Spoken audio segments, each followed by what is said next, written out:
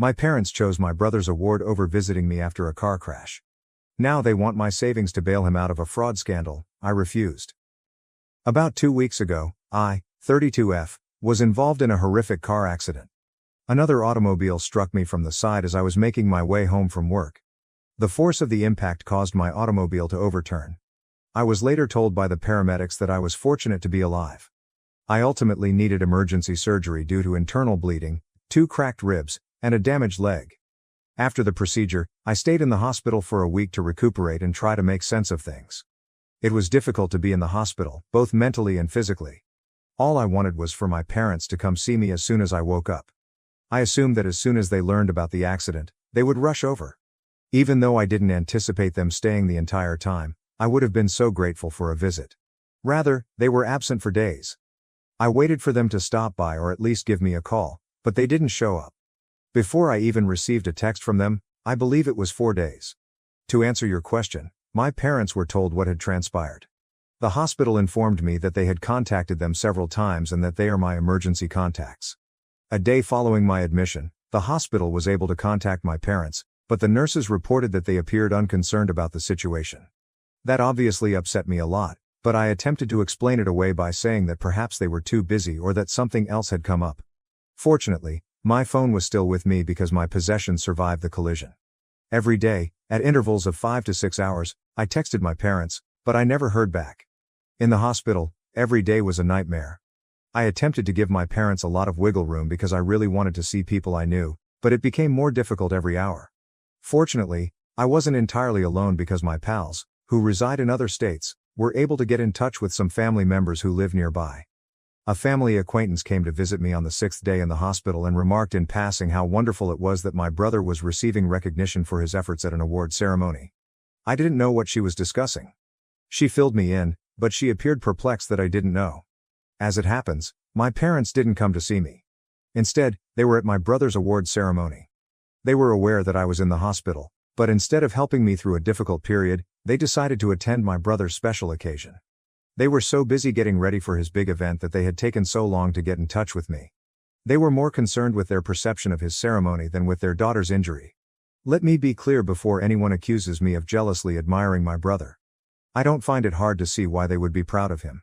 I am aware that he is gifted and has put a lot of effort into all that he has accomplished. He has always been the golden child, which is the problem. Since we were little, he has received nothing but acclaim for everything he does, while I have largely gone unnoticed. He currently works for a large corporation and is really successful, therefore this award meant a lot to him. However, I was actually convalescing from surgery. A visit or even a phone call to check on me would have been the very least they could have done. I only wanted my parents to be concerned about me, and that was about all I was asking for. They didn't even blink an eyelash when I could have died that day. I was angry and humiliated. I attempted, but was unable, to explain my parents' actions. I then made the decision to contact them and let them know how offended I was.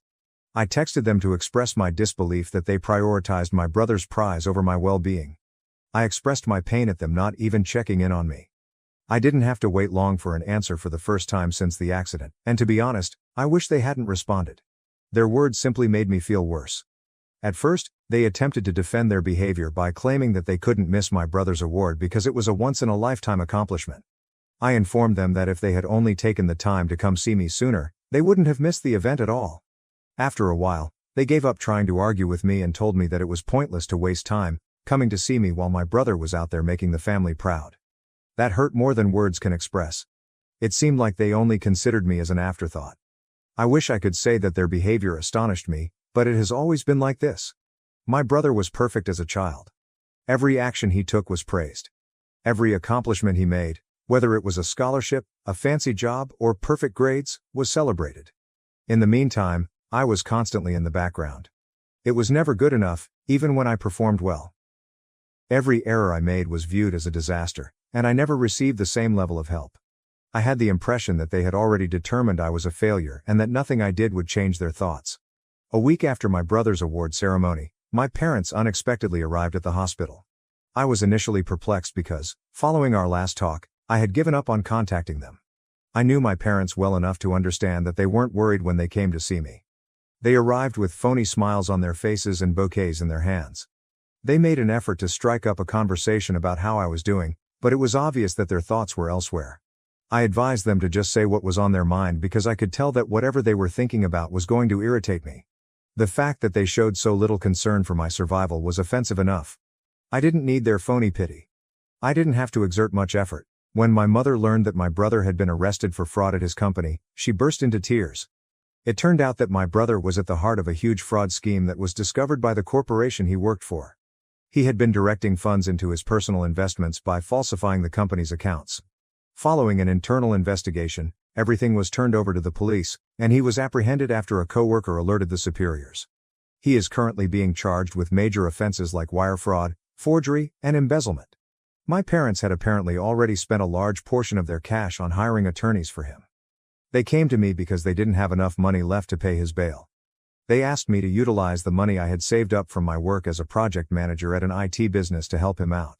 Additionally, they asked whether I knew anyone who could help in any manner or pull some strings. I had the impression that I was merely a tool to clean up my brother's mess, not even their daughter. I continued to experience mental and physical pain. It was unbelievable to me that they would turn to me for assistance after everything. It was like being slapped across the face.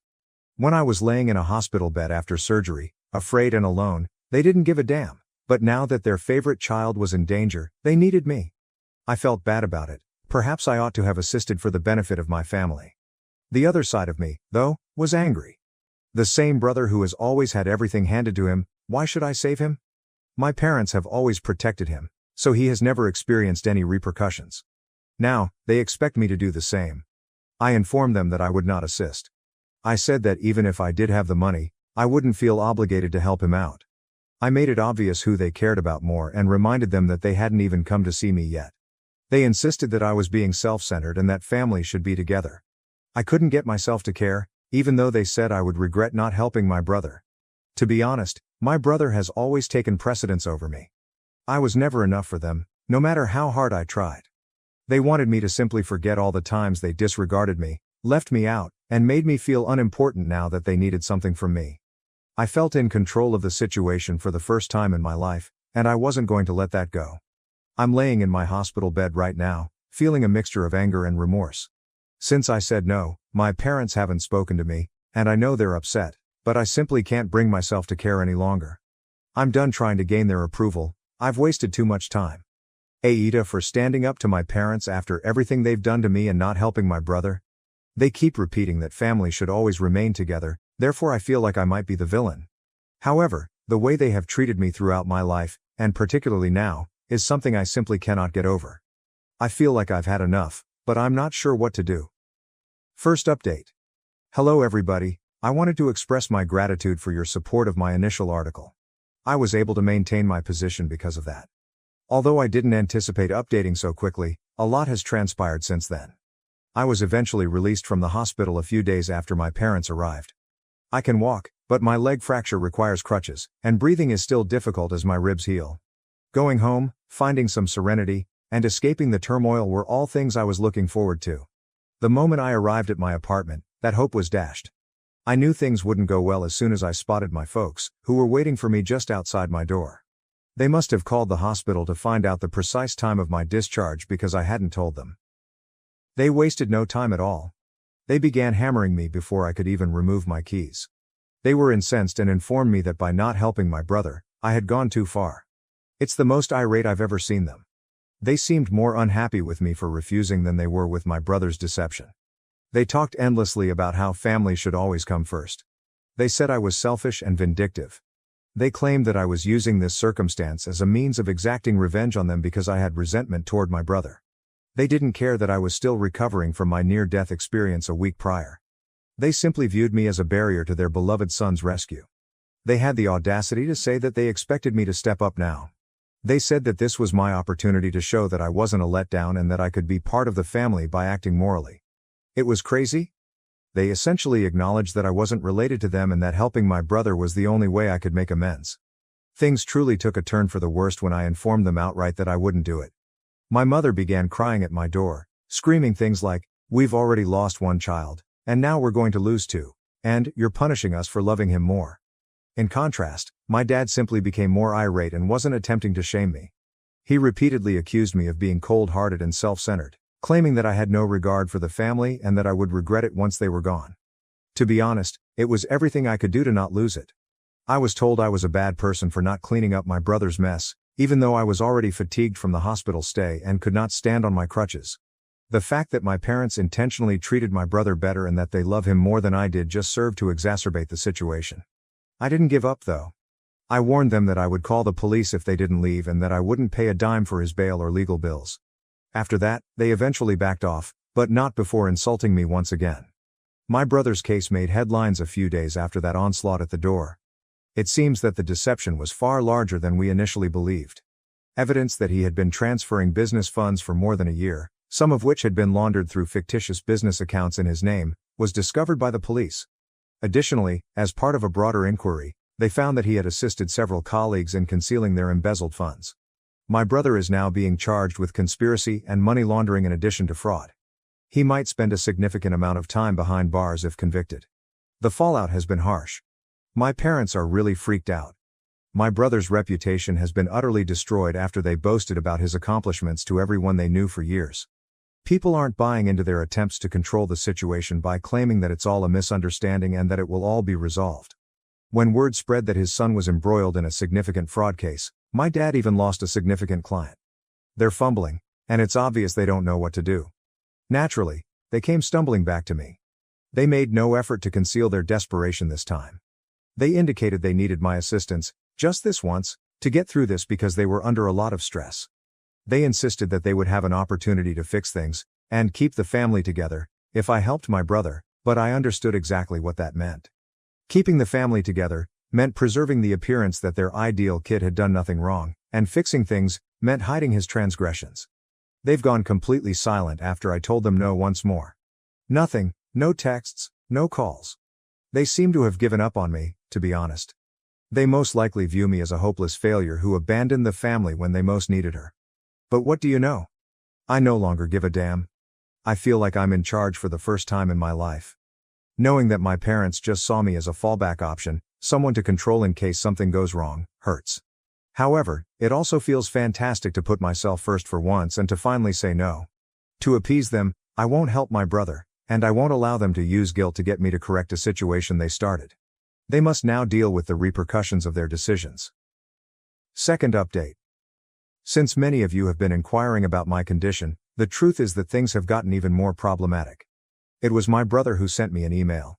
Since he doesn't have access to a phone while incarcerated, he persuaded one of his friends, who still maintains his innocence, to contact me on his behalf. I was initially inclined to simply remove it without reading it. I assumed it was just another attempt to use guilt to get me to assist him. However, my curiosity overcame me, and I opened it. My brother said he was being framed in the email. Although he vowed he wasn't the mastermind, he acknowledged that he was a part of the fraud at his company. He claims that the superiors used him as a scapegoat to hide their own wrongdoing. He even said that while he was trapped taking the fall, certain powerful executives were still able to move freely. He pleaded with me for assistance, not for our parents but because he believed that I was the only one who could save the family from disintegrating entirely. I was genuinely offended by that line. Perhaps it was because my brother finally admitted how poisonous our parents have been. He acknowledged that they have consistently mistreated me and exploited him to stroke their egos. Seeing him acknowledge that was odd because he had always complied with it. I couldn't get rid of the impression, though, that he was just saying anything he felt would persuade me to assist him. He also said that I should help him by saving the family, which is what my parents have been saying ever since this fiasco began. I kept asking myself if there was any truth to what he was saying, even though I promised myself I was done with all of this. Could it be that he was actually being set up? What if I was mistaken about how huge this was? I wanted to know for sure, part of me. I therefore made the decision to investigate. I mentioned the problem to a buddy of mine who is a lawyer and whom I trusted. Since they were not involved in the case, they were unable to provide me with a complete legal breakdown. However, they did offer me some guidance on where to find additional information. After doing some additional research, I discovered that my brother's story wasn't entirely untrue. There was no doubt that he was a fraudster. However, based on my understanding, it appeared that he wasn't the one controlling everything. Evidently, he was not the only victim of the fraud plan. My brother was utilized as a pawn by several high-level executives who had been transferring corporate funds for years. Since he was responsible for overseeing specific accounts, he was held solely responsible when things went south. My brother was left holding the bag because these superiors had purposefully separated themselves from the grunt work. I felt torn after learning all of this. I was upset that he was involved in something so dubious in the first place. On the one hand, he was involved in a serious crime regardless of whether he was the mastermind or merely a pawn. He wasn't just an innocent bystander who unknowingly became involved in anything. He followed through because he knew what he was doing. Most likely, he believed he would never be caught. However, I did feel a little sorry for him at the same time. Knowing that he was exploited by those with greater strength and expertise in hiding their trails is difficult. It's obvious that those executives were well versed in their roles and made sure my brother would bear the brunt of any negative outcomes. If he hadn't been raised in a household that encouraged him to take shortcuts as long as you were successful on the outside, I couldn't help but wonder how things may have turned out. He most likely believed that he was untouchable because of our parents' unceasing protection and adulation. My folks were unexpectedly silent when I told them what I had discovered. Although they didn't want to acknowledge it, I believe that they secretly understood my brother wasn't an innocent victim. They persisted in promoting the same story, claiming that I was selfish for not prioritizing the family and callous for not assisting him, rather than admitting the reality. It was like speaking to a stone wall when you spoke to them. I've made the decision to stop interacting with them at this time. I've made up my mind and I'm sticking with it. No matter how much he wants to blame the executives, my brother still made his bed and now has to lie about it. My parents are at fault if they wish to continue supporting him. If the situations were reversed, I wouldn't ruin myself trying to help someone who wouldn't do anything for me.